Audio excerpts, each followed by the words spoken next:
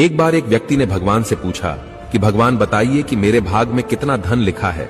भगवान ने कहा कि रोज तुम्हारे भाग्य में 1 रुपए लिखा है। व्यक्ति बड़ा खुश हो जाता है। वह व्यक्ति 1 रुपए में अपनी सारी जरूरत को पूरा करने लगता है।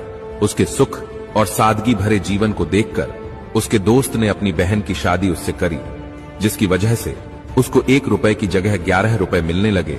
तो उसने भगवान से पूछा, भगवान मेरे भाग्य में तो 1 रुपए लिखा था, तो फिर ये 11 रुपए कैसे आए? तो भगवान ने कहा, 10 रुपए तुम्हारी पत्नी के भाग्य के हैं।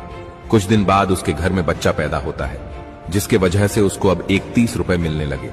कहने का मतलब उसके बच्चे के भाग्य से उसे 20 रुपए और अधिक मिलने लगे। तो कहने का मतलब यह कि जब भी इंसान इस धरती पर पैदा होता है तो वह अपना अपना भाग्य लेकर आता है। किसके भाग्य से हमारे घर में धन दौलत बढ़ रही है, ये कोई नहीं जानता है। हम किसके भाग्य का खा रहे हैं, ये कोई नहीं जानता।